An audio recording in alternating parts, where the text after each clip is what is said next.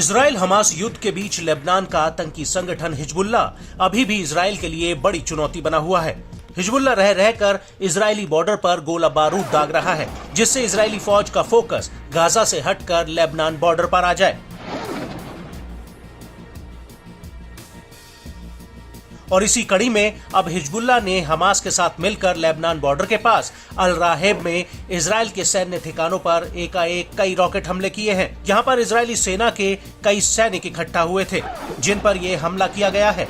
Hezbollah ने यहाँ पर कैलिबर रॉकेट से हमला किया है, जो 100 से 500 किलो तक के पेलोड अकेले ले जा सकता है। बड़ी बात यह है कि ये रॉकेट इजराइल के रोहेत अल अलाम की रेंज तक जा सकता है, जो शेबा फार्म्स में है। शेबा फार्म्स पर लेबनान अपना हक जताता है। दरअसल इस हमले के पीछे हिजबुल्लाह का मकसद शेबा फार्म्स में तैनात आईडीएफ के सैनिक थे, और हिजबुल्लाह ने अपने एक बयान में इस बात की पुष्टि भी कर दी है कि दोपहर करीब 2:50 पर यह हमला सटीक टारगेट पर हुआ।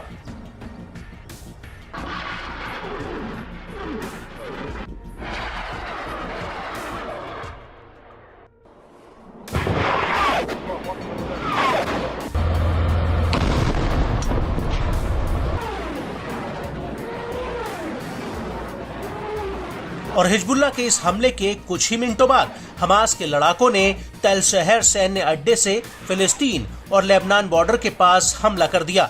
यह हमला होनिन शहर के पास अल जलील पानहंदेल में अल आबाद सैन्य अड्डे पर हुआ है, और इसके कुछ ही देर बाद इजरायली सेटलमेंट बेतुला में हवाई हमलों के सायरन बजने लगे, और चंद ही मिनटों में लेबनान के दक्षिण में अल नाकोरा शहर पर रॉकेट आ गिरा।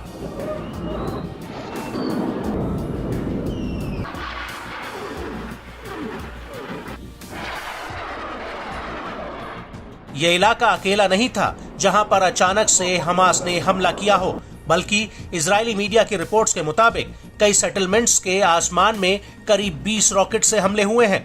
और हमले के कुछ ही देर बाद अल कासिम ब्रिगेड ने लिमन सैन्य अड्डे पर हुए हमले की जिम्मेदारी भी ले ली है।